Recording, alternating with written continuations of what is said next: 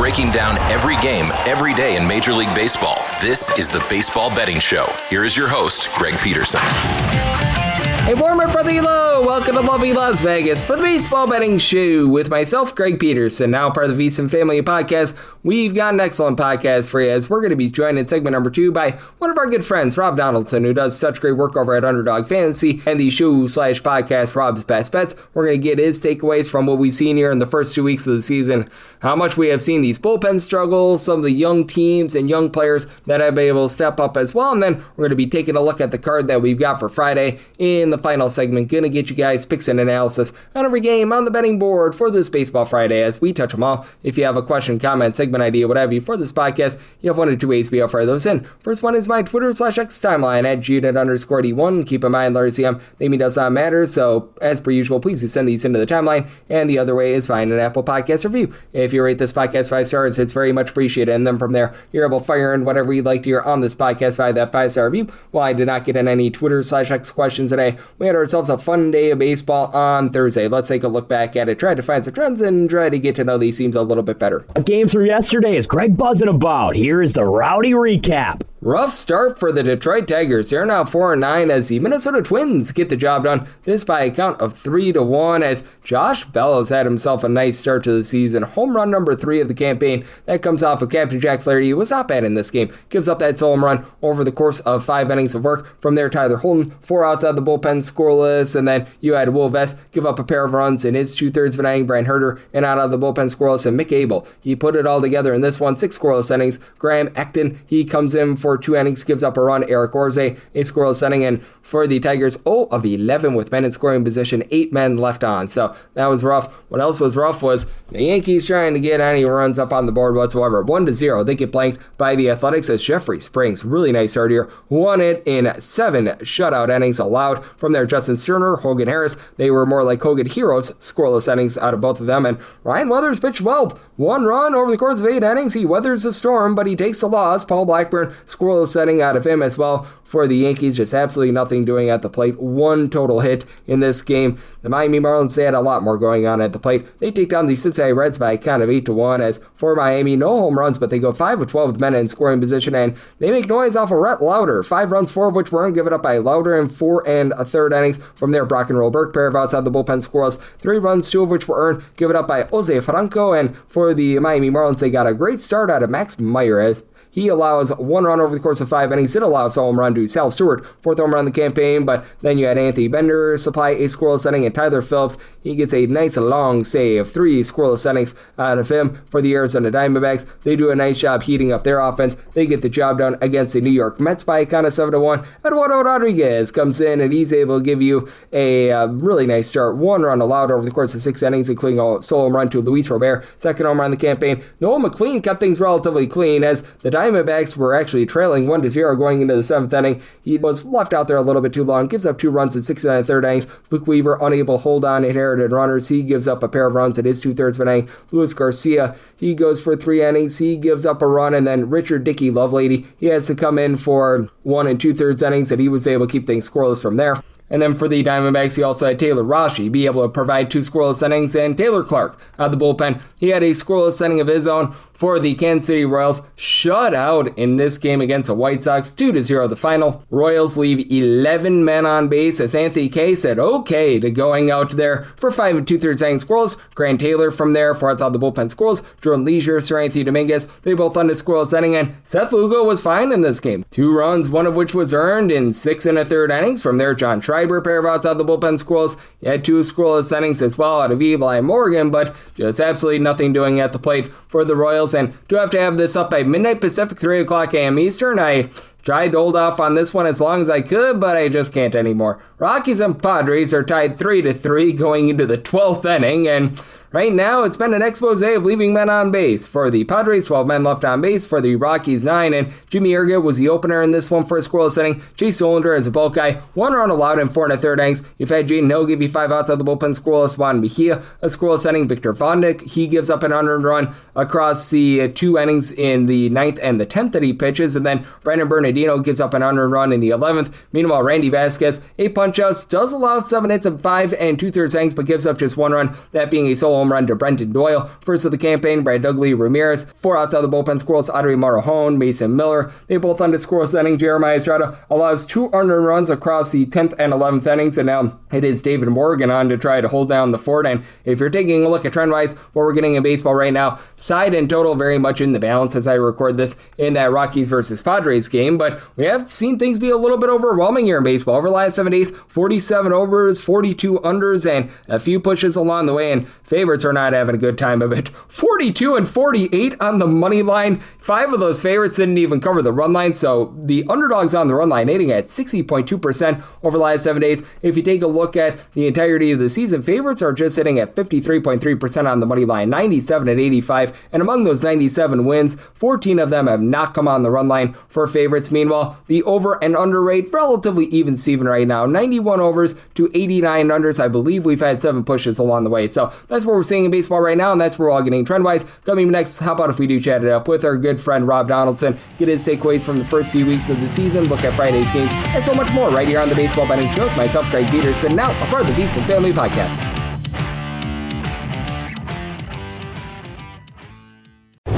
Breaking down every game, every day in Major League Baseball. This is the Baseball Betting Show. Here is your host, Greg Peterson.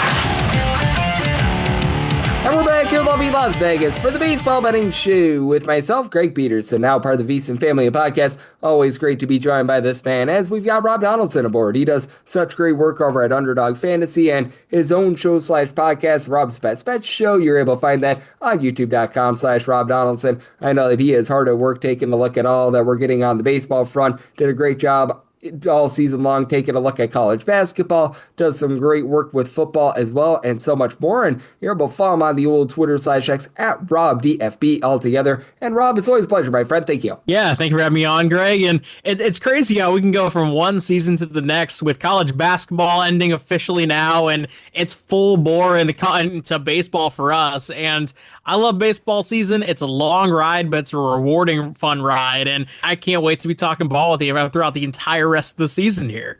Absolutely. And now we're at the point where we're about 2 weeks through the season for most of these teams, and have there been any takeaways that you've been able to have? Because obviously it's a small sample size, but I think I've come to the conclusion that the Rays bullpen is going to be really, really bad this year. And while I don't want to be making like sweeping accusations and anything like that, I do feel like there are a few things that we're able to take away from this early part of the season. Yeah, 100%. And to your point, these teams are going to change because some players are going to play themselves out of rotations or the lineup or the back end of the bullpen. And kind of also vice versa. There's going to be players that are called up for the minor league baseball because they played themselves out of minor league ball and are integrating the lineup, and they make a huge impact. And I think when you're looking at just kind of some of the most notable ones in the early goings, I would just say this. And we've seen this kind of youth movement in baseball the last about 3 or 4 years in particular, where you see organizations really give young guys a chance to just say, hey, go boom or bust. We want to know. We want you to see kind of what you look like on the field. We want you to go steal bags. We want you to go hit home runs. And because of that, I think we have some teams right now that have been kind of surprisingly great in the early goings, and I don't think they should be discounted. I think there's some teams when you look at, like, say, the Pirates, for example, or a team like the Marlins, or heck, even a team like my Cardinals, who are hitting the ball really, really well. And yeah, these teams might not be true contenders, but they might be teams that when you're talking about games in a vacuum and back in those money line prices at plus 130 or plus 120 are going to yield some really, really positive dividends. And I actually talked about this on the podcast yesterday. I want to get your thoughts here. It just feels like the rookie class this year is making a bigger impact than we have seen in the past. And I feel like that's a big reason why we have been seeing some of these teams, even look at the Cardinals, who many people thought were going to stink on ice, be able to surprise here in the early part of the season. Well, you think about it with every single sport, right, Greg, over the last 20 years. And at one point in the NFL, it was basically like, hey, if you're a starting quarterback, it doesn't matter if you're the number 1 overall pick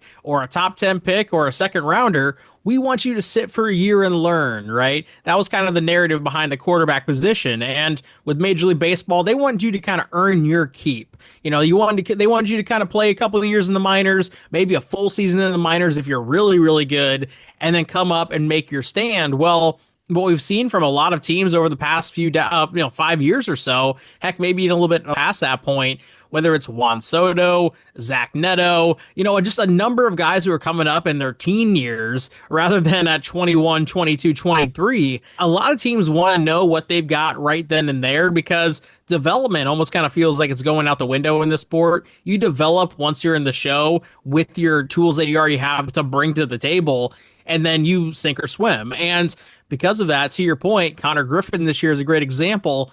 We have these teams and these players really kind of cultivating lineups, and if they are as good as their billing says they are in terms of prospect status, all of a sudden these lineups are seeing massive, massive boosts, and yeah, that rookie class is going to be felt across the board. Oh, absolutely. And it has been a lot of fun to be taking a look at as we do have Rob Donaldson, who does amazing work with the show/podcast, Rob's Best Bets, joining me on the Baseball Betting Show. And how do you take a look at this as well? Because one big takeaway that I have from the early part of the season, lots of these bullpens suck right now. Holy crud. And I don't know if you've been taking a look at that and if you think that there's going to be improvement or if this is just the way that it is, but how have you been factoring that in? Because it feels like the starting pitching has been pretty good thus far this season, and then you have these bullpens just come in and lighter fluid and a match onto the game. It's such a great comment, Greg, and a great observation. And what I'll tell you is this is another part where the game has slowly changed over time. And now we're seeing it in full bore where the starting pitchers are almost kind of viewed as 5 or 6 innings max types of players. And that's because, they're throwing 100 miles per hour, they're going crazy movement, they're chasing strikeouts rather than pitching to contact and trying to operate in these, 8-pitch, 9-pitch innings. They're chasing the 18-pitch innings where they can rack up 3 Ks. And because of that, we're seeing a lot more of the bullpen on every single roster, not just, in terms of, hey, we're seeing the bad ones, we're seeing the good ones come in and high leverage, whatever it may be. No, we're seeing the bullpens in full force. Every single name and pretty much every single series is what we're getting. And because of that, a lot of teams with kind of average bullpens or just bad bullpens in general are getting full on exposed. And, to your point, a lot of bad bullpens. I think half the league right now has a bullpen ERA that's north of 4. And again, ERA isn't accounting for the players who are on the bases before those bullpen arms actually come into the fold. And so there is that element to take into account there too. And from that standpoint, I think, again, a lot of teams have just kind of taken advantage of just keeping the status quo bullpens rather than pairing their, explosive young arms who only go 5 innings with long inning relievers on the back end. It's just been the same old, and now they're kind of paying for it. Yes, they certainly are. And man, it has been interesting to take a look at, to say the least. And when it comes to what we're all going to be getting on Friday, that certainly is going to be playing a large, shall we say, factor in some of these games. But I did notice I'm going to be in on quite a few unders. And I want to get your thoughts here on a game like this between the Angels and the Reds, with it being Chase Burns against Jack Chonowitz. Right now, Reds are north of minus 175 favorites. That totals between 9 and 9.5. Chonowitz was so bad last year, and I don't think he's going to be amazing, but I also think that he's better than his 6.81 ERA was a season ago. And out of all the teams, the Angels have actually been halfway decent with their bullpen along with the Reds. How do you take a look at this game with a guy in Chase Burns that I fully trust in and has looked amazing to start the season? Yeah, I think Chase Burns is legit. And when you do have one of these kind of dominant young arms, eventually it's going to be one of those things where we're paying the maximum price on a guy this good. And I don't think we're there yet with Chase Burns. And because of that reason, I'm totally willing to take that first 5 money line price, whatever that opens up at, or potentially you're going to have to lay that half run. And I'm going to be totally fine with that, to be honest, because although the Reds bullpen has been one of the better ones in terms of kind of the surface numbers in the early going, it is still a bullpen that when you look at the names, you see a lot of overperformers, or at least I expect overperformers. Bullpens every single year are going to have some crazy overturns where a guy who might have been dominating the league last year is complete bottom of the barrel this year. That's just the nature of a bullpen in general. And I do think from the Red standpoint, that bottom of the barrel style of performance could be very, very in the near future. And so I don't want to put a lot of stock into the Reds full game market just because the Reds bullpen has been overperforming in the early goings. That said, Chase Burns is legit. I think this offense is actually surprisingly good as well in a lot of these different spots. And to your point, Kohanowitz, he is a guy that we'll see if he's even built for Major League Baseball. I'm just going to put it that way. This guy could be like somebody who ends up getting optioned to AAA in June or even by May. And it wouldn't really surprise me if this is potentially one of those disaster class scenarios for him in Great America Ballpark.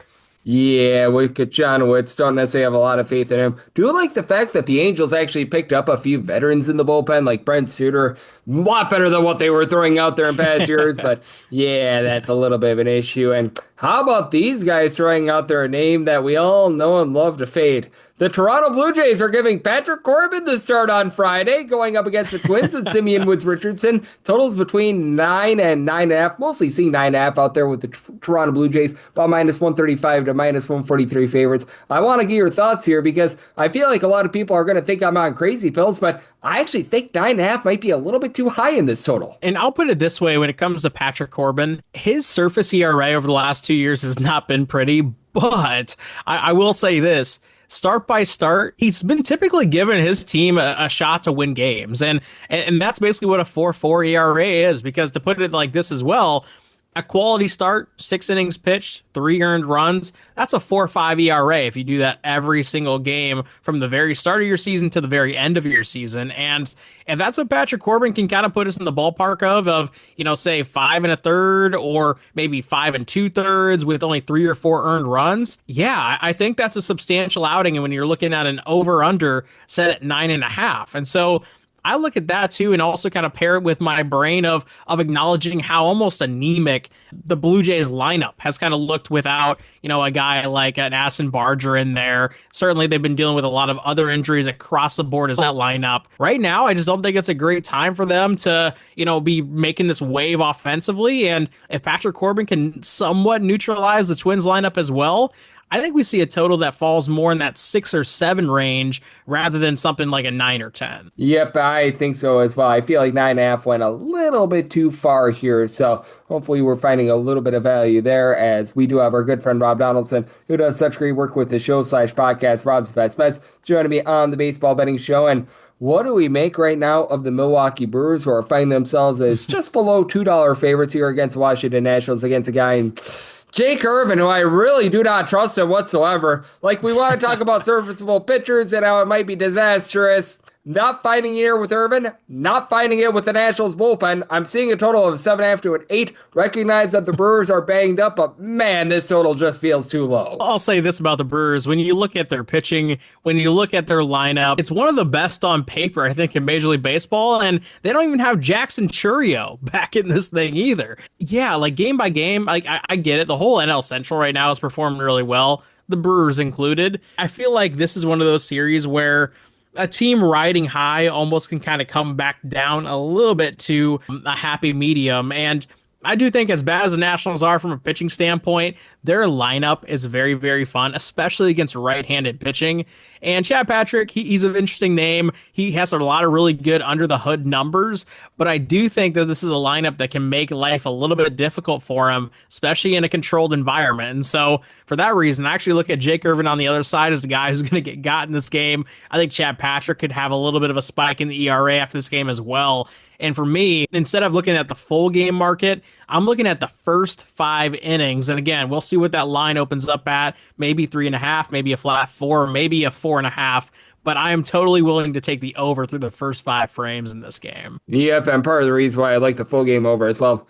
Nationals bullpen, not very, very trustworthy, to say the least, as well. So, yeah, I think that there's some great value on that front as well. And just looking at the rest of the board, as we do have all 30 teams in action, we've got a day game out there in Chicago as well, so they serve us that as well. Very much appreciated by Major League Baseball. Anything else that you're going to be taking a look at? Because we've had some teams that have gotten off to nice starts, as you were alluding to. We've had some teams looking at you, the Seattle Mariners, looking at you, the Detroit Tigers, looking at you, the Kansas City Royals. Well, frankly, looking at you, most of the American League that have struggled to begin the season. Anything else that you're taking a look at for this Friday? Yeah, no, I think there's a lot of teams. I mean, it's kind of crazy when you look at the kind of the AL teams that are on losing streaks right now. The Astros have lost 4 straight. The NL Central has more teams with a winning record than the entire American League.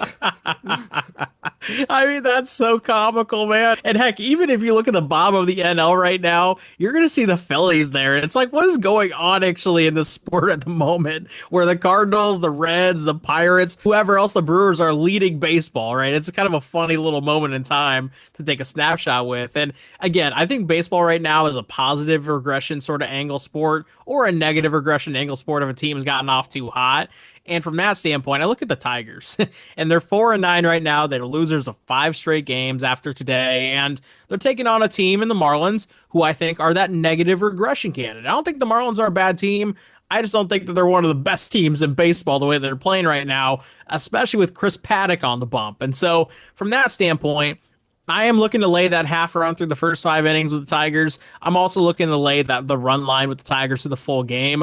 I think that's probably one of my favorite angles on the board here on Friday. Yeah, I do like that one to the over as well. Kadir Montero has never really been a great pitcher, and Chris Paddock just looks washed at this point. Marlins actually put up a lot of runs on the road last year. It looks like they're going to be rock solid there, but I do agree with you. I do think that there's a bit of regression coming on that front as well, and lots of runs in that game, and there's always lots of production and lots of fun whenever we have Rob aboard. Rob, you do such an amazing job on so many different fronts, so let the good people at home know what's all on tap for you and how people can follow along on social media and other platforms. Well, hey, Greg, it's always a pleasure hopping on and talk ball with you, and we're going to be doing this all the way until like November, so, buckle up, my friend. It's going to be a long season, but in this short window, we got a lot of fun action. We got a lot of young excitement on the bases, and for those who want to follow my bets on a nightly basis, Twitter/X at RobDFB, and also on my YouTube channel, which is just my name, Rob Donaldson. But as always, Greg, I appreciate having me on, man. Always great to have Rob aboard. Every single time he joins me, he lends such great insights, and did so once again today. So big thanks to Rob for joining me right here on the Baseball Betting Show, now part of the VSiN Family Podcast. And coming in next, it is that time of the podcast that gives you picks and analysis on every game on the betting board for this Baseball Friday as we touch them all. Breaking down every game, every day in Major League Baseball. This is the Baseball Betting Show. Here is your host, Greg Peterson. And we're back here in lovely Las Vegas for the Baseball Betting Show with myself, Greg Peterson, now part of the VSiN Family Podcast. Always great to be joined by Rob Donaldson, who does such great work with the show/podcast, Rob's Best Bets, does great work over at Underdog Fantasy and so much more. Every single time he joins me, he lends such great insights and did so once again today. So a big thanks to Rob for joining me in the last segment. Now it is that time of the podcast. I give you picks and analysis on every game on the betting board for this Baseball Friday as we touch them all. If a game is listed on the betting board, Greg has a side and a total on it, so it is time to touch them all. Do note that as per usual, any changes that are made to these plays will be listed up on my Twitter/X feed at Jude_D1, and we are going to be going in Las Vegas rotation order. This is where we go with the National League games first in time order, then the American League games in time order, and then the Interleague games, once again in time order. Those are going to be at the bottom. That'll keep things all nice and clean and easy. Let's get things started with 9:51, 9:52. It is the Cubs, and they're going to be playing us the Pittsburgh Pirates. Carmen Mulzinski is going to be on the bump for the Pirates, and Shota Imanaga goes for the Cubs. Cubs are between minus 148 to minus 156 favorites, plus 126 to plus 130 is that number on the Buccos. Total is 6.5, over is minus 120, under is even. If you're looking at the Cubs run line, that's anywhere between plus 140 to plus 160 if you're looking to lay a run half, and I am going to be looking to lay a run half here with the Cubs. I was willing to take a plus 125 or better on them, and I did set the money line at a minus 177 for Mulzinski. He was relatively good coming out of the bullpen last year with a 2.15 ERA. That ERA went up to a 4.99 when he was in the role of a starter, though, so I do have a little bit of concern there, and when it comes to Shota Imanaga, certainly do have some concern with him as well, because this is a guy that just doesn't get a lot of swings and misses. He does a relatively good job with regards to his command, with last year 1.6 walks per 9 innings, but 1.9 home runs, 7.3 strikeouts per 9 innings. Reason why you've got such a low total, by the way, is that the wind is expected to be blowing in this game right around about 7 to 10 miles an hour, I would say, and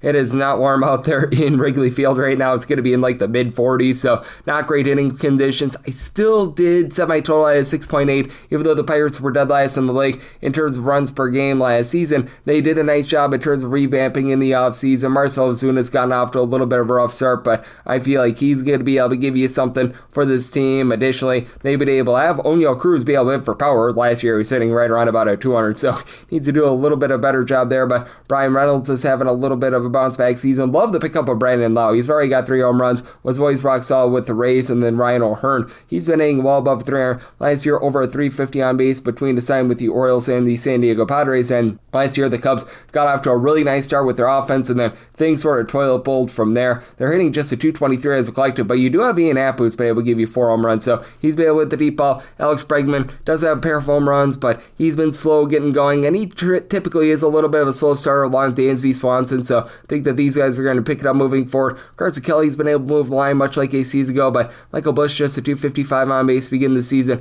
Expect a little bit more there. Pete Armstrong does seem to be picking it up, and for the Cubs, this is not quite the same bullpen that we saw a season ago. They do lose the likes of a Drew Pomeranz and Brad Keller from a season ago. Their main holdovers are Daniel Palencia and Caleb Thielbar, and Thielbar is 39 years old, coming off of, I would say, a career year last year with about a 2.64 ERA. Year before that, it puts it up north of a 5 ERA. Phil Matone looks a little bit long in the tooth, but at the same time with the Pittsburgh Pirates, hard to trust in a bullpen where your closer is Gregory Soto. That's not great. I actually like Justin Lawrence, sub 1 ERA last season, and I believe that Dennis Santana should be more of the closer for this team last year. He was very rock solid for this bunch. He was posting up like a 2.180 ERA, so I do think that there's some upside there, but you don't mess with the Yohan Ramirez as a guy that's a little bit shaky, so do feel like the 6.5 is a little bit too low, so my total is 6.8, like the over, and with the Cubs, we'll take that big plus money run line, anything above a plus 125. 953 and 954 on the card. It is the Phillies, and they are going to be playing us to the Arizona Diamondbacks. We do know that Jesus Luzardo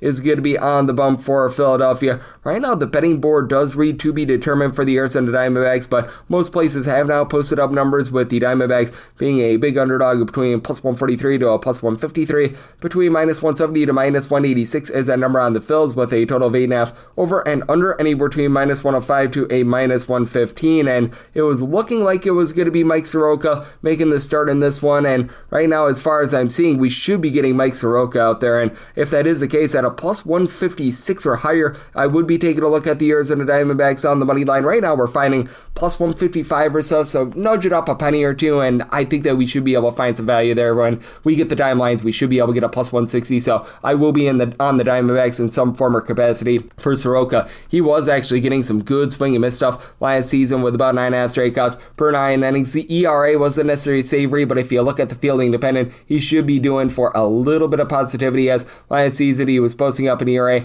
that was more in that neighborhood of about a 452, but a 423 fielding dependent, only giving up 1.2 home runs, 2.9 walks per 9 innings, and Jesus Luzardo is one of those guys that had a fielding independent that was much lower than his ERA a season ago. 3.92 ERA, but a 2.90 fielding independent, 10.6 strikeouts, 0.8 home runs allowed per 9 innings, but it just felt like he was tipping his pitches or something, and he's been a little bit off to begin the season here this year. 12 2/3 innings, he's already given up 7 runs, he's given up a pair of homers as well, and now faces off against an Arizona Diamondbacks lineup that last year they were 4th in the big leagues in terms of runs per game. You've got a team that has quite a few guys they're able to move the line. Corbin Carroll sitting above 300 to begin the season. Ketel Marte of the Marte Parte is always good for a 350 plus on base and 25 plus home runs. Gabriel Moreno, along with the shortstop spot in Geraldo Perdomo, these guys hit typically for a 270 or better. James Buchanan's gone off to a rough start to the season at the catcher spot, but all in all, I do like this team as a whole. They do lose Blaze Alexander. That does hurt them a little bit. And on the flip side for the Philadelphia Phillies, they're just a Jekyll and Hyde team at the plate, as Bryce Harper has gone off to a relatively rough start to the season. Even though Kyle Schwarber does have 3 home runs, he's not really hitting for average. Just a Crawford has been your main guy to be able to move the line. He's hitting for about a 306 right now, so like to see that. But Alec Boehm has been cold. Trey Turner, he does a great job moving the line, getting on base, but doesn't necessarily provide a lot of power. And for the Philadelphia Phillies, it's a better bullpen than the Arizona Diamondbacks, because for the Diamondbacks, you're still dealing with AJ Puck being on the injured list. Don't trust in a guy in Ron Murillo, though I will say Jonathan Loaizaga was a good pickup. Paul Sewell, not so great, but at the same time, other than Yohan Duran, you don't necessarily have a lot of, shall we say, reliability. Jose Alvarado, ever since he took that drug suspension last year, he just has not been the same guy. Kyle Backus is not great. Brad Keller had a career year with the Cubs last year, but he's been a little bit of a regression candidate this far this season. Do like what I'm seeing out of Tanner Banks, but I think that both starters are going to be solid and so cool out there in the city of Philadelphia. So set a total of 8.3, like the under, and out a plus 156 or higher, which we should be able to get there when it's all said and done. Going to be on that Diamondbacks money line. 955, 956, you've got the Nationals on the road against the Brewers. Chad Patrick goes for the Brewers. Jake Irvin goes for the Washington Nationals, and Nationals are underdogs of anywhere between plus 150 to plus 162, anywhere between minus 180 to minus 195. That number on the Brewers, if you're looking to lay run half, right around plus 115 to plus 120 on that, and then the total is 8. The unders between minus 110 to a minus 120. Overs between even and minus 110. Even seeing a few straight 7.5s with the over at a minus 120 and the under at an even. I do like this total to the over. I set my total at an 8.6. Last year, the Washington Nationals bullpen had a 5.59 ERA, and it's not looking like it's going to be a whole heck of a lot better this year for the Washington Nationals. A nice hearty 6.34 ERA in their bullpen to begin the season. When PJ Poulin is one of your more trustworthy relievers, that's not a great place to be. Clayton Beater is a guy that had well north of a 4 ERA last season. Cino Perez is not a guy that you trust in. Brad Lord is an okay long reliever, but I actually believe that he should be a starter for the team at this point. And then when it comes to Jake Irvin, he is coming off of a no good, very bad, terrible 2025 season that saw him post up a 5.70 ERA, 5.64 fielding dependent with 1.9 home runs allowed per 9 innings. Now, the Brewers aren't necessarily a home run team. Last year they were 25th in the big leagues in terms of home runs out of per at-bat basis, but just so many guys like Sal Freed, like Bryce Terang, they're going to hit above a 260 and then swipe like 25 plus bags. They are dealing with Jackson Trio being on the injured list along with Andrew Vaughn, but still, Christian Yelich last year, 25 plus home runs, over a 340 on base. They've had Jake Bauers do a relatively solid job in terms of finding a way to move the line since they picked him up last season. Not necessarily bullish on Luis Renifo, but Joe Ortiz has found a way on base. Brandon Lockridge is right now hitting a 300 long Garrett Mitchell, so you still have so many guys that are doing such a great job in terms of moving the line. And for the Washington Nationals, this looks like a lineup that is actually going to be halfway decent. This year, CJ Abrams is already up to 4 home runs with a 388 on base. The former Brewer and Joey Weimer is off to a nice start. He's hitting well above a 400. We'll say he's been in and out of the lineup over the last few days. That's been hurting them. But you've got these young guys like Brady Allis hitting darn near 300. Dallin Lyle has been hitting about a 270. You don't necessarily have supreme power with this team, but James Wood has been able to give you 4 home runs after he had 30 last season. But they also are at a massive disadvantage with regards to pitching. Chad Patrick, 359 ERA, 359 fielding dependent last year, 9.5 strikeouts per 9 innings. Did give up a little bit of the deep ball, but all in all, relatively solid pitcher. And then you got a bullpen of the Brewers that have so many guys that posted up a sub 325 ERA last year. Evo Jared Koenig on the injured list. You still have the likes of Grant Anderson, Abner Uribe, Trevor McGill, along with Aaron Ashby, and pretty much all these guys can go multiple innings. I know Zerpa is a long guy that they picked up from the Royals. Do think that you get some Brewers domination here. I was willing to go up to a minus 114 on this run line, so like the Brewers run line, semi-total at 8.6, so on the 7.5 to 8, like the over to go along with that run line of the crew. 957, 958 on the card. It's the Rockies on the road against the San Diego Padres as Walker Buehler is on the bum for the Padres and Tomoyuki Sugano is on the bum for the Rockies. Rockies sizable underdogs here between plus 153 to a plus 166, minus 186 to a minus 198 is that number on the Padres, and total in most places is an 8. The over at a minus 115, under at a minus 105. Seeing a few straight 8.5s with the 8.5, the under is minus 120, over is even, and if you're looking to lay around half with the Padres, between plus 112 to as high as a plus 123 is what you're going to be fine there, and I was willing to go up to a minus 115 on the run line. Recognize that Walker Buehler last year, well, he was not in class, to say the least. At the very least, not the class that he's supposed to be in, because he was absolutely awful for the team. He was posting up an ERA of a 4.94 with an ERA that was actually lower than his fielding independent. His fielding independent, if you look at the advanced numbers, he was right around about a 5.66, 1.6 home runs, 4.4 walks per 9 innings, fewer than 8 strikeouts per 9. But Tomoyuki Sugano gets no swings and misses whatsoever. Last year with the Orioles, 4.64 ERA, 6.2 6.1 strikeouts, 1.9 home runs allowed per 9 innings. And for the Rockies, they've actually got a top 10 bullpen in terms of ERA in the big leagues right now. Victor Vodnik last year had a sub-4 ERA. I like what I'm seeing out of him. Someone like Juan Mejia, I think, has a little bit of upside, as last year for Mejia, he was posting up a sub-4 ERA. When your home ballpark is Coors, that's honestly not too bad, but I do think that there might be a little bit of regression there. They did save a bit of the bullpen with Zach Ognos having a 3+ inning save a few days ago, so that helps them out a little bit, but Padres last year were numero uno in terms of their bullpen ERA as well. Just have so many guys there who will come out there, give you great innings. Mason Miller is a dynamite closer. Audrey Morejon along with Jeremiah Estrada both are posting up ERAs above a 6 to begin the season. Last year, these guys were below a 350. I think that things normalize. The Jason Adam injury hurts them, but like what you're able to get out of Ramen Anaccio and company. And for the Padres, they just have the better lineup in this game. Ramon Laureano, pretty solid in terms of moving line. Only about 277 on base entering into yesterday, but a pair of home runs. You know that it's coming from. Team had just 7 home runs in their first 12 games of the season entering into yesterday. With Fernando Tatis Jr., Manny Machado in the lineup, you know that that's going to be going northward. Xander Bogaerts has been a waste of money, but Gavin Sheets was pretty solid for the team last year. Miguel Andujar sitting right around about a 300. Nick Castellanos is able to platoon, and for the Rockies last season, they were averaging 2.8 runs per game away from home. Dead stinking last in all of baseball is just year in and year out. These guys typically post up a on-base percentage that's like 80 points lower when they're away from home rather than at home. Now, they do have some young guys like DJ Bromfield who's hitting above a 300. That could be able to turn the tide.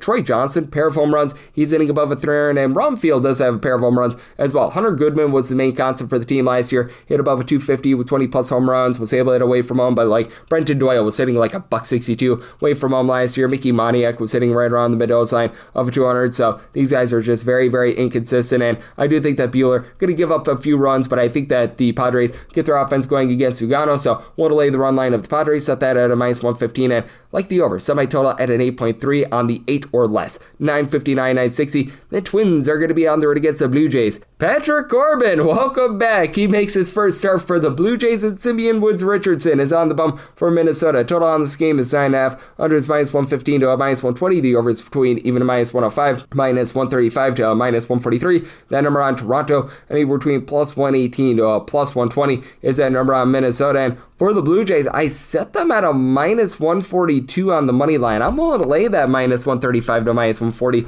Certainly don't want the run line, but I am for Patrick Corbin. The hate, it certainly is there for him from a lot of people because he was so bad for the Washington Nationals for so long. As a matter of fact, he had posted up an ERA of at least a 5.20 in each out of his previous 4 seasons before last year. Last year he was okay. 4.40 ERA, 1.2 home runs, 3 walks allowed per 9 innings. Not a strikeout artist, but I mean, it's passable. And Simeon Woods Richardson, he's about the textbook definition of an average pitcher. Nothing great, nothing awful. 4.04 ERA last year, 8.7 strikeouts, 1.4 home runs allowed per 9 innings, and this has been a Blue Jays bullpen that thus far this season. It has been a very, very rough for them. Brandon Little is coming up very little. He's posting up an ERA well above a 6. Mason Flaherty has had some issues to begin the season. Blue Jays currently have a 5.64 bullpen ERA. That's a little bit of an issue. And for the Twins, 4.72 bullpen ERA to begin the season after they were a bottom 6 team with regards to their bullpen ERA last season. But I do think that the likes of Justin Topa, Cody Funderburk, that had a sub-4 ERA last year, they're going to be able to pick it up. They pick up Taylor Rogers in the offseason, a little bit long in the tooth, but that helps them out a little bit. And for the Twins, it's a lineup that I expected a little bit more from the star guys. Honestly, the ancillary guys have not been too bad. Lucas Shield, he towards the back half of the season last year in that small sample size of 2025 was sitting above 300, been a little bit on cold year. Josh Bell has had himself a really nice start to the season, over a 400 on base with 3 home runs after he had a nice end of the season last year with the Washington Nationals. Matt Wallner and Cody Clements last year both had 20+ home runs, both also had a 225 or lower. Wallner hitting closer to about a 231 to begin the season, so it's been a little bit positive, but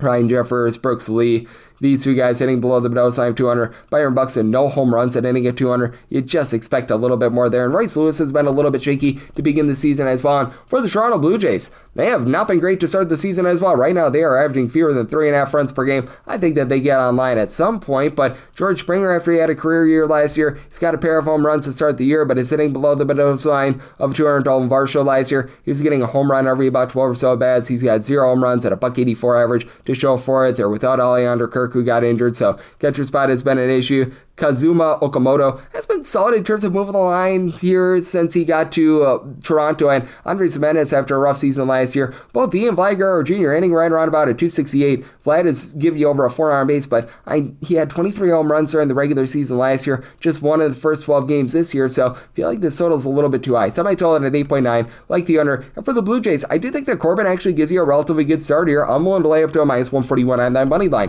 961, 962. The Yankees are on the road against the Rays as Steven Matz goes for the Rays. Luis Eel is on the bump for the Yankees, and the Yankees do find themselves between minus 138 to minus 149 favorites. Between plus 118 to plus 123 is that number on Tampa Bay. 8 to 8.5 is the total. On the 8, over is minus 120. The under is even. On the 8.5, under is minus 120, and the over is even. Do like the under. I set my total at 7.9. Steven Matz really had himself a renaissance year last year. He was posting up a 3.05 ERA. Not a guy that's going to blow you away. He was only getting about 6.9 strikeouts per 9 innings, but 0.9 home runs, 1.3 walks allowed per 9 innings. His fielding independent to begin the year this year has actually been lower than it was a season ago. He's posting up a sub 350 fielding independent through his first 2 starts of the season, so like to see that. And for Luis Eel, honestly, if you look at the ERA last year, it was not bad through 11 starts. He posted up a 3.32 ERA, but boy, was he fortunate to have that ERA. 4.63 fielding independent. Now, only allowed 0.8 home runs per 9 innings, but 6.5 strikeouts, a 5.2 walks per 9 innings. He was having to Houdini his way out of everything.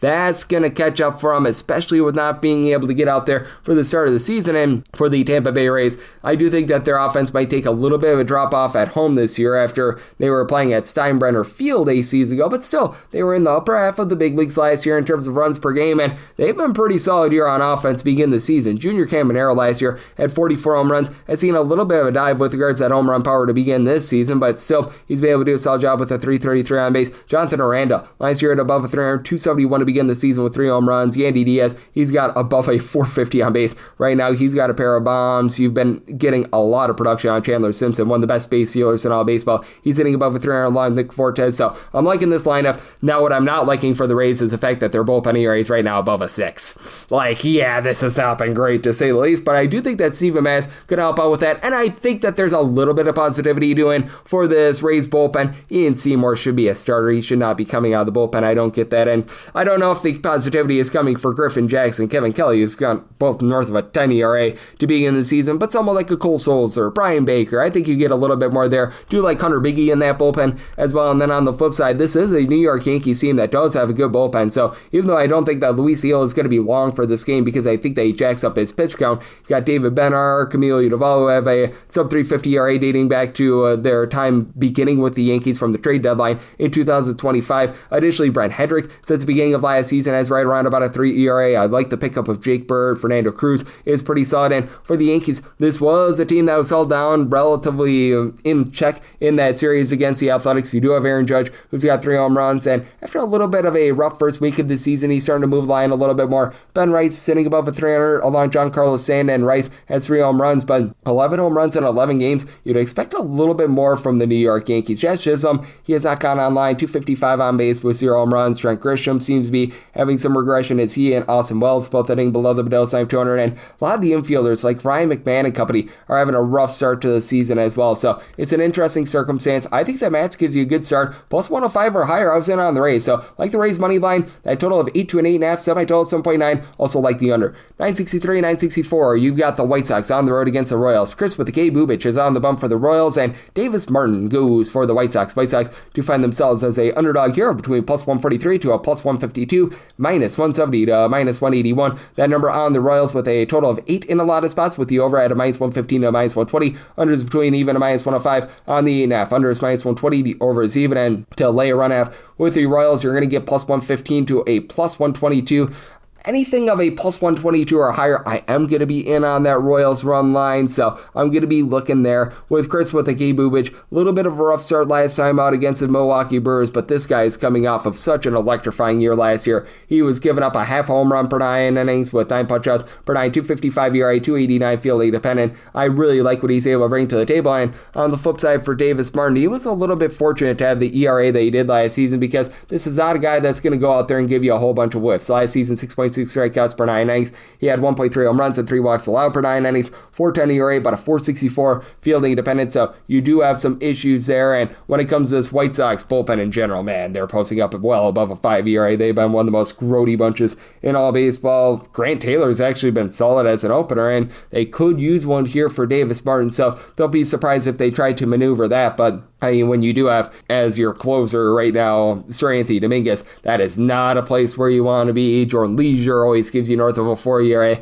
Sean Newcomb does not belong in an MLB roster right now, so you just go down the list. I don't think they have a single trustworthy reliever, though you do have Manutaka Murakami, who's been able to give you 4 home runs in the lineup. Not aiming for a lot of average, but the 4 home runs, that helps out a team that doesn't necessarily have a lot of pop. Colson Montgomery, along with Andrew Benintendi, last year had 20-plus home runs, and both were able to give you north of a 320 on base. So you look for those guys. Chase Meredith has been able to do a nice job moving the line. He's giving you about a 340 on base. Juan Acuna doesn't give you any power whatsoever, but he's doing an okay job, hitting about a 250, and I expect Austin Hayes to give you a bit more of something. Edgar Quiro has been a little bit of a disappointment at the catcher spot, but I think that'll come around for him sooner rather than later. And then for the Kansas City Royals last year, they were averaging 3.7 runs per game at home. That was dead last in all baseball. That should be going northward. They moved the fences in at Kauffman Stadium, and Carter Jensen, 3 home runs after he overslept his alarm a few weeks ago. He's actually been amazing, so that's been good for him. Miguel Garcia is hitting about a 300. Bobby Witt Jr., no home runs yet, but a 365 on base. He's consistently moving the line, which is something that Salvador Perez is not doing. Salvador Perez, 2 home runs, but is hitting a $156. He's become an all-or-nothing hitter. Isaac Collins right now hitting below 200. You need a little bit more there, but Kyle Isbell has done a great job moving the line. And for the Royals last year, they were a top 8 team in terms of bullpen ERA. Love the pickup of Matt Strahm. Always posted up a sub 350 ERA with the Philadelphia Phillies. Now they are dealing with Carlos Estevez being on the injury list, but I like Lucas Erceg being able to close out games. I think that Alex Lang could be in for a relatively good year in the bullpen, and Daniel Lynch is able to give you some nice long relief as well. So at a plus 122 or higher, looking at the run line of the Royals, and I did somebody sell it at 8.1, so on the 8, I'm going to be in on the over. 965, 966 on the card. It is the Astros on the road against the Mariners, as Emerson Hancock is on the bump for the Mariners, and hopefully I get this correct, Tatsuya Amai is on the bump for the Astros. Astros do find themselves as a mid-tier underdog here, between plus 113 to a plus 115. Between minus 134 to a minus 140 is a number on Seattle. 7.5 is the total, over and under between minus 105 to a minus 115, and I'm willing to take a shot here on the Astros. I was willing to take a plus 105 or better for Imai. He comes on over after he was absolutely dominant for the Cebu Lions in the Nippon Baseball League last season. He was given up to 0.3 home runs per 9 innings. Had a rough first start against the LA Angels, second start against the Athletics, which pitching in Sacramento is not easy. 5 2/3 innings of scoreless baseball, so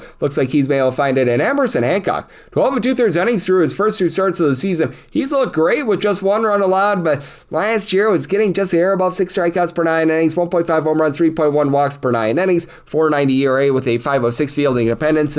Have to question whether or not this is a flash in the pan. And right now for the Astros, they're averaging darn near 6.5 to 7 runs per game. They are at the top of baseball in terms of run scoring. Now the bullpen pitching is right now rough because Josh Hader is currently on the injured list. They've had a few other ancillary injuries. Aniel de Los Santos just came off the injured list. You do still have the Brian King, Brian Abreu, along Stephen Okert, who also played a sub 350 bullpen ERA last season, but Bennett Sosa deal with injury. I like AJ Blubaugh as a little bit of a long guy, but now they're having to mix and match with their rotation as well, with Hunter Brown on the injured list. And you do have, with regards to the lineup, Carlos Correa right now deal with a little bit of an ailment, so you want to be checking in on that. But Christian Walker, after he was a disappointment last year with the Astros, 3 home runs and is hitting above a 330 to begin the season. Cam Smith, he hadn't put it together up until this year. He's got 3 bombs. He's hitting above 270. Jose Altuve is hitting above 300. He's moving the line. Yenier Diaz doesn't really draw any walks, but he makes good contact. Jeremy Pena and Joey Looper Fidor moving the line. Jordan Alvarez, 3+ home runs. He's finally healthy. So, I mean, the Astros lineup is hitting on all cylinders, and I do think that the bullpen turns around sooner rather than later. And for the Mariners, this is one of the better bullpens in all baseball, even with Carlos Vargas being on the injured list. Edward Bizardo, Gabe Spire both provided a sub-3 ERA last year. Matt Brash, Andres Munoz, probably the best 8th and 9th inning duo that you're going to find in the American League. And then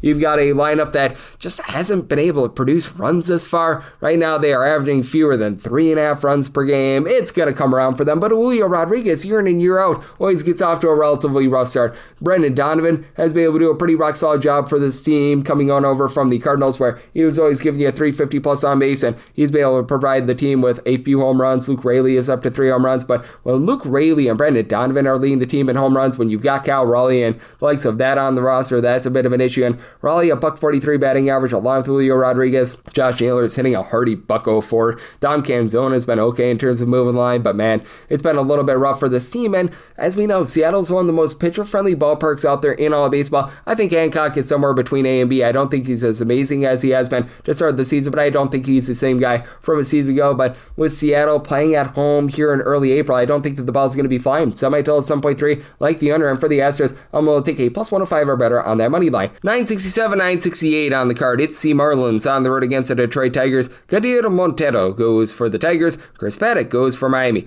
Miami's an underdog of anywhere between plus 128 to a plus 135, and we're between minus 150 to a minus 155. Set number on Detroit, 8.5 is the total. Over is between minus 110 to a minus 115. Under is between minus 105 to a minus 110, and this total I did set at an 8.6. I do like the over. Right now with the Tigers, I set them on the money line, more around about a minus 146. If you're looking to lay a run half with them, you're going to be finding that in that neighborhood about a plus 140 to a plus 145. If I could get that plus 145, I'm officially seeing plus 146. I'm going to be willing to take a run line here for Detroit. I really don't have a ton of faith in either of these starters. I think that Kadir Montero has a little bit more upside than Paddock. Paddock was a nice up-and-coming prospect like 5 to 6 years ago, but it's just not happened for him. And Montero last year, respectable 4.37 ERA. That was paired up, though, with a fielding dependent more around about a 4.93, giving up 1.6 home runs, 3.1 walks per 9 innings a season ago. And then on the flip side, you got a guy in Paddock where it just feels like he was super unlucky the last few seasons, got discouraged, and then just had a toiletable year in 2025 between his time with the Tigers and the Twins, so the Tigers are going to know what he's throwing.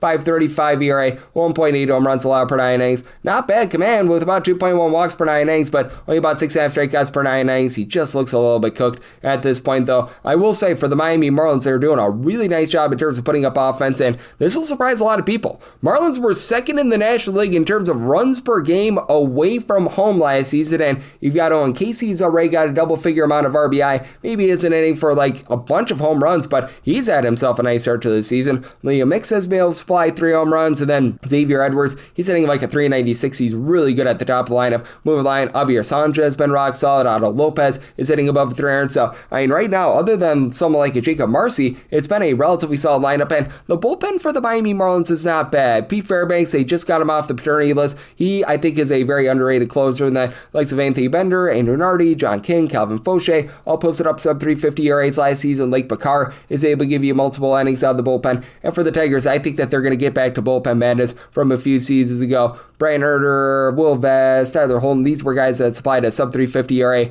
a season ago. I like the pickup of Kyle Finnegan ever since he got to the Tigers. He's had a sub 3 ERA in Detroit. Now, Kenley Jansen is not a trustworthy closer, but that said, you do have a Tigers lineup that overall, I think that these guys are pretty solid. They've gotten off to a rough start to the season, just 7 home runs through their first 13 games of the season, but you saw Kerry Carpenter put up 20-plus home runs and hit above a 250 last season. Riley Green, Spencer Torkelson, they both supplied 30-plus home runs a season ago, and currently they've got a combined 0, and both are hitting at 200 or lower. That's going to be going northward as the season goes along. Dylan Dingler has been able to move line, and same with Javi Baez as well, so I do think that things are going to be ironing out, and they've been really good in terms of taking walks as well. 330 team on base as of right now. On the flip side, for the Miami Marlins, it's just a case where with Chris Paddock, I do think that he gets line based in this game, especially with the Tigers knowing what he's throwing, so on this total of 8.5, do like the over-end at a plus 145 or better. Going to be willing to take a shot on the Tigers, laying a run half on that run line. 969, 970. The Angels are going to be on the road against the Reds, and yes, we're on to Cincinnati. He's on to Chase Burns getting the start for them.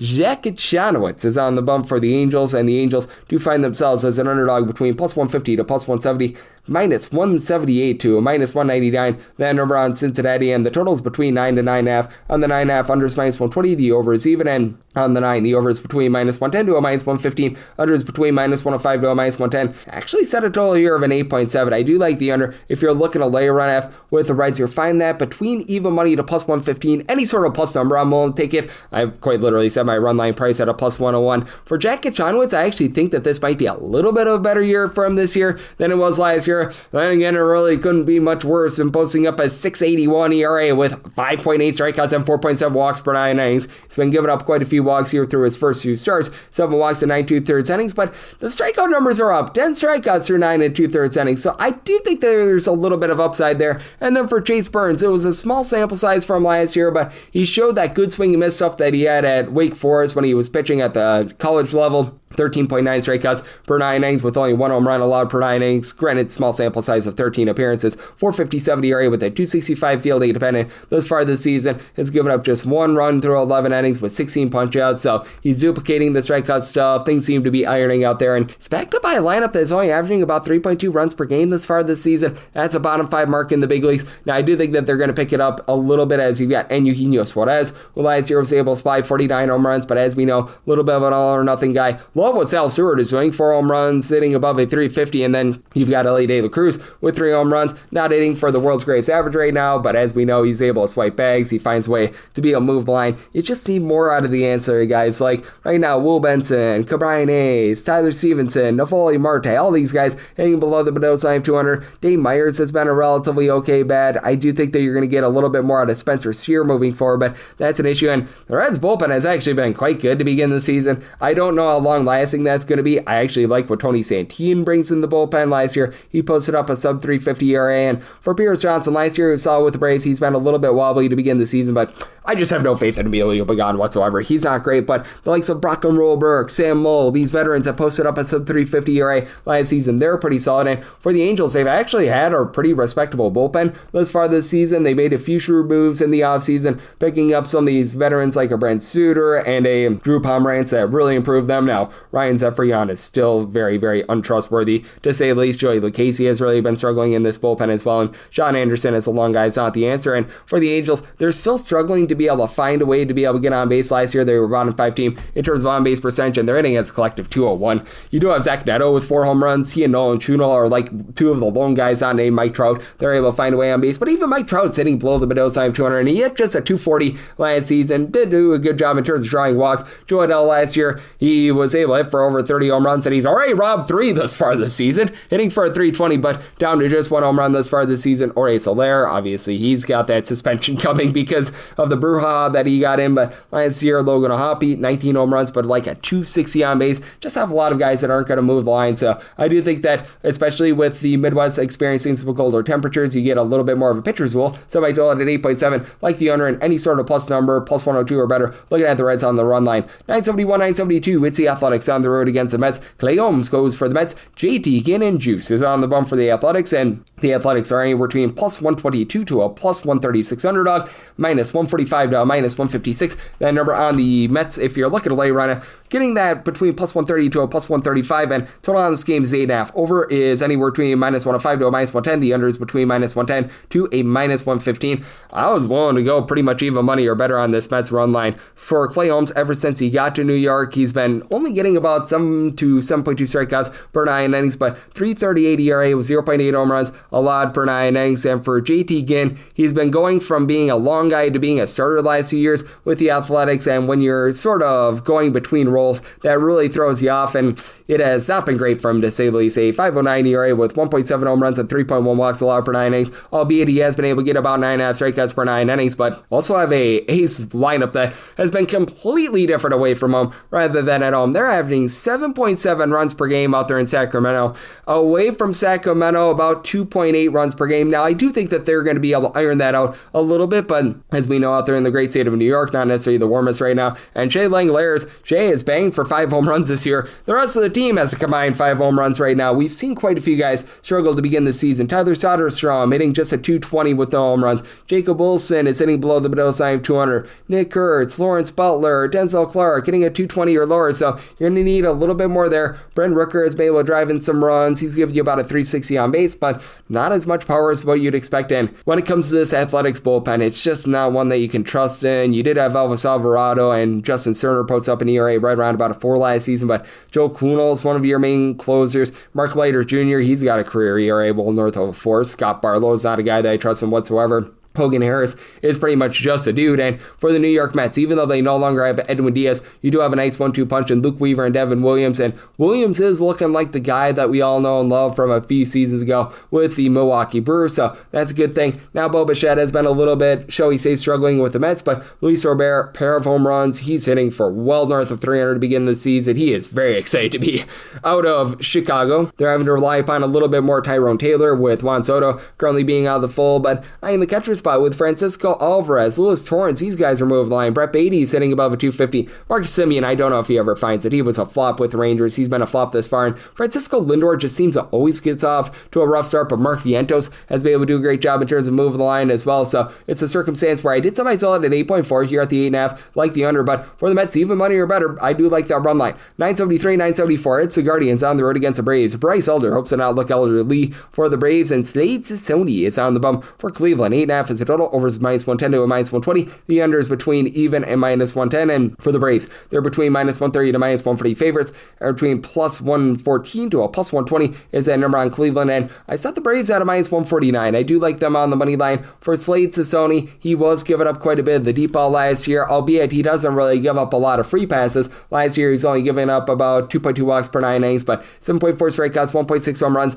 per 9 innings, 4.30 ERA compared to a 4.64 fielding dependent. Now, he is aided by the fact that the Cleveland Guardians last year were number 3 in the big leagues in terms of bullpen ERA, but Hunter Gaddis is right now dealing with injuries, so that hurts this bullpen quite a bit. And Cade Smith has not been himself in the bullpen to begin the season. Tim Aaron has been looking relatively okay for this team, and Matt Festa, he's looking a little bit better than he was a season ago. I don't necessarily have a ton of faith in them. I do like Eric Sabrowski, though, and for the Atlanta Braves, ever since they picked up Tyler Kinley from the Rockies at the trade deadline in 2025 in the city of Atlanta, sub 250 ERA, so he's been able to do a pretty solid job there. And for Bryce Elder, it was a no good, very bad, terrible year for him. He posted up a 5.30 ERA, and he was worse at home rather than away from home. If you do look at the fielding independent, he was a little bit unlucky. I don't think he was ridiculously unlucky, but still, 455 fielding independent, he was giving up only about 2.9 walks, 1.4 home runs per 9 innings, and he's given up 200 runs in 13 innings thus far. He did look a little bit better towards back half of the season last year. He's never going to be a high power pitcher or anything like that. He only got about 7.5 strikeouts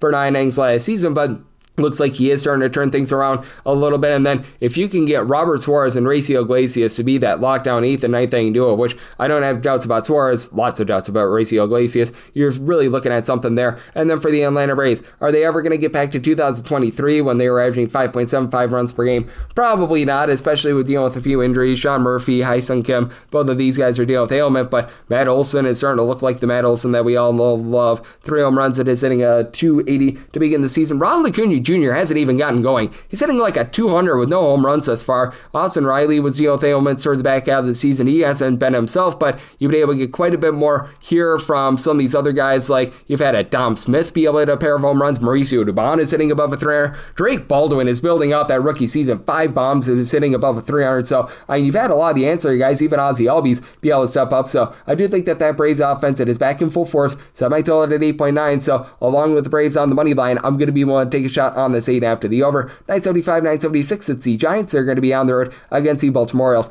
Landon Roop goes for the Giants, and the Boz, Shane Boz, is on the bump for Baltimore. Baltimore is a -115 to a -126 favorite. Even money to +108 is that number on San Francisco. 8.5 is the total. Over is -110 to a -120. Unders between even a -110, and for the Orioles, set them at a -123. So -115, -120. I'm going to be willing to take a shot on the money line. Now for Boz, the swing and miss stuff was back from last season, but he did have a little bit of a problem giving up hard contact, giving up 3.5 walks, 1.4 home runs per 9 innings last year. 40-70 ERA, but a 4.37 fielding independent with getting 9.5 strikeouts per 9 innings. Through his first starts with the Baltimore Orioles, 2 in total. Neither here nor there. 5 runs allowed in 11 innings. Not great, not awful. And then at the flip side for the San Francisco Giants, Landon Roop, last year he did a nice job keeping things out in front of him. 0.9 home runs per 9 innings, 8.5 strikeouts, 3.8 walks per 9 innings for a 3.80 ERA.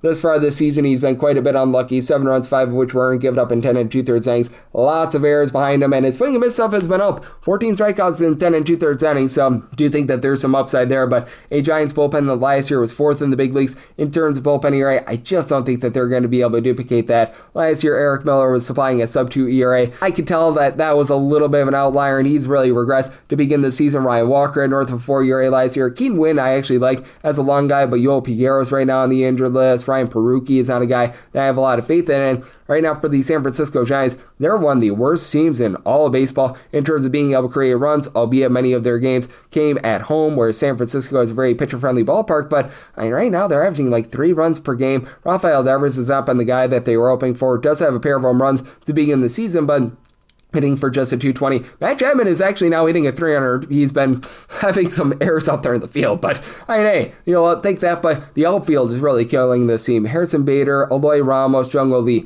These 3 guys have a combined 1 home run, and none of them are hitting for an on-base percentage above a 224.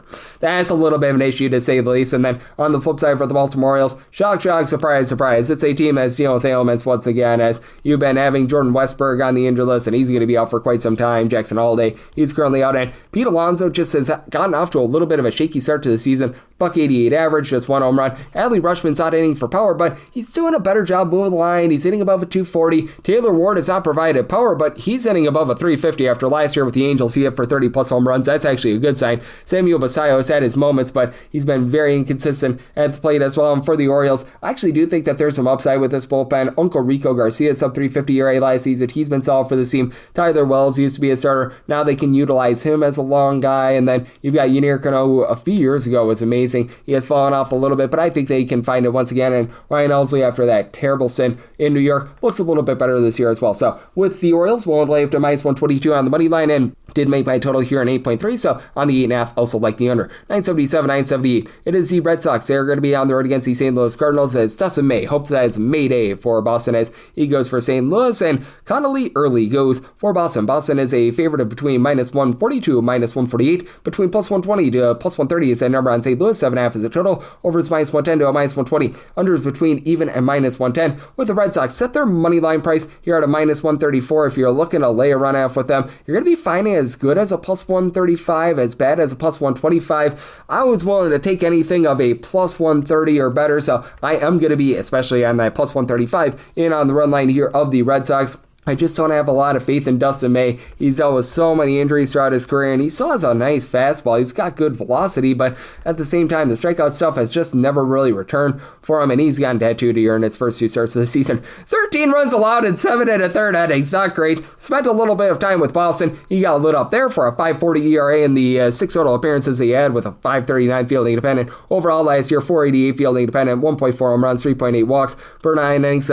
He just looks a little bit cooked at this point, and for Connolly Early, do I think that there's going to be a little bit of regression to the small sample size that we've seen thus far? Yes, he has made 6 career starts, 2.51 ERA with a 1.58 fielding independent, 12.2 strikeouts per 9 innings, has yet to give up a home run at the big league level, but I do think that he is going to be a real deal pitcher, and he's going to be a guy that Boston is able to build around moving forward. And for the St. Louis Cardinals, this bullpen has been very shaky to start the season. I think that there's a little bit of upside here, but George Soriano, he's posted up north of a 5 ERA the last 2 seasons. Ryan Stanek just looks absolutely washed at this point. He has not been holding down anything. Posted up north of 5 ERA last year with the New York Mets, but Jojo Romero had a sub 3 ERA last season. He looks rock solid. I like Riley O'Brien. Matt Savanson had a nice year last year, but he has not been great. But what has been great, the fact that Jordan Walker is up to 4 home runs this far this season. He has looked great. Actually, 5 home runs this far this season. He's been tremendous. Alec Burleson, last year, he was able to post up 15 plus home runs despite injury. He's given you about a 400 on base.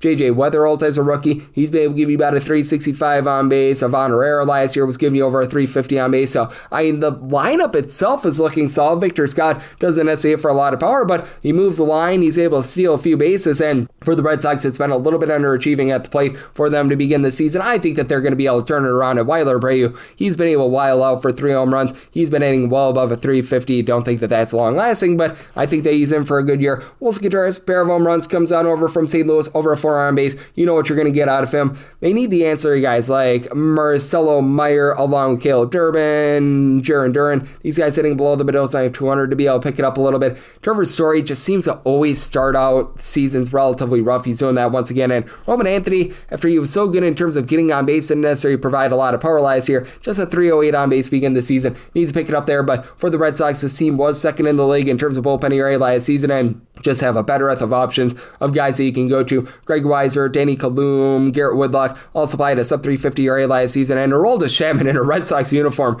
has a sub 150 ERA dating back to the beginning of last season. He has been so dominant there, so do think that the Red Sox should be able to hold it down, but I do think that Dustin May gives up runs to help you out with the over. So I total at 8.1, so like the over, and for the Red Sox, plus 130 or better, looking at that run line, and wrap things up with 979, 980. The Rangers are on the road against the Dodgers as Tyler Glasnow goes for the Dodgers, and Kumar Rocker goes for the Rangers. The total on this game is 9.5, unders minus 120, and the over is even, with the Dodgers between minus 215 to minus 232 is what you're laying with them, plus 180 to plus 185. That number on the Rangers, if you're looking to lay a run half with the Dodgers, as low as minus 102 on that run line, as high as about a minus 115, and anything of a minus 123 or less, I'm going to be willing to lay that run line. Tyler Glasnow was giving up about 4 walks per 9 innings last season, but still had that good swing and miss stuff. 3.19 ERA, 10.6 strikeouts per 9 innings, so with a little bit of ailment over the last few seasons. He looks fully healthy once again, and I think that Kumar Rocker is going to be better than what he was a season ago. 5.74 ERA, but he was supplying about a 4.88 fielding dependent for Rocker. His swing and miss stuff was just way down last year, and he was getting fewer than 7.5 strikeouts per 9 innings. You go back to his time at Vanderbilt, he was always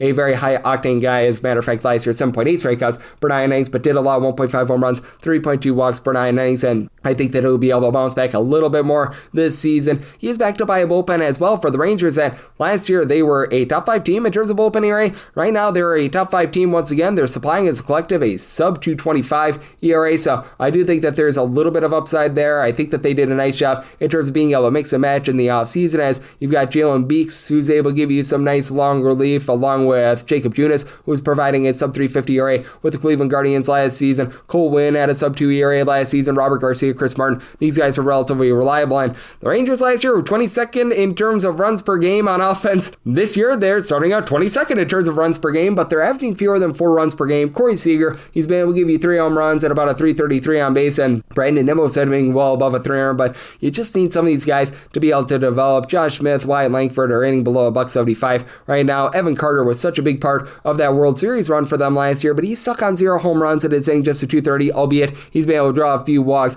Danny Jansen, I feel like, was a relatively solid pickup. He's been hitting okay at the catcher spot, and Kyle Higashioka has been a nice hitting catcher ever since the Texas Rangers picked him up last season. Then on the flip side for the LA Dodgers, this is the best lineup that money can buy. Let's call it what it is. Shohei Ohtani just continues to do Shohei Ohtani things. 3 home runs and a 400 on base to begin the season. Andy Paz, he's had himself an amazing season. He's hitting above a 400. He's got 3 home runs. Freddie Freeman already has a trio of bombs. Max Muncy, when he was out there on the field for them last year, when he was in the lineup versus out, the team's runs per game increased by more than a full run with his presence, so that's big to Oscar Hernandez is hitting darn near a 300 with a pair of home runs. You pick up Kyle Tucker in the offseason over a 375 on base. Even a guy like an Alex Call is able to move the line as well, and this is a Dodgers bullpen that I think is going to be really good this season. You bring in Edwin Diaz in the offseason to pair with Jack Dreher. Alex Vesia, who had a sub 325 ERA last season. Blake Trinan looked a little bit washed last year, but Tanner Scott, he 2 years ago was one of the better relievers in all of baseball. Last year posted up an ERA above a 450, and I think he's going to be back in full force. So, circumstance 4 with the Dodgers, I'm willing to lay up to a minus 123 on that run line. Did set my total on 8.9, so on the total of 9.5, do like the under as well, and that'll wrap things up for the Friday edition of the Baseball Betting Show, now part of the VSiN Family Podcast. Big thanks to Rob Donaldson of the Rob's Best Bets Show for joining me in the last segment. If you do like hearing from this fine podcast, Baseball Betting Show, you're able to subscribe wherever your podcasts, Apple Podcasts, Google Play, Spotify, Stitcher, and TuneIn. If you have a question, comment, segment idea, what have you for this podcast, you have 1 or 2 ways we offer those in. First one is my Twitter/X timeline at @GUnit_81. Keep in mind, letters EM, they mean does not matter, so as per usual, please do send these into the timeline. The other way is find an Apple Podcast review. If you rate this podcast 5 stars, it's very much appreciated, and then from there, you're able to fire in whatever you'd like to hear on this podcast via that 5-star review. Coming at you guys every single day with picks and analysis on every single game, every single day, so I'll be back with you once again tomorrow. Thank you.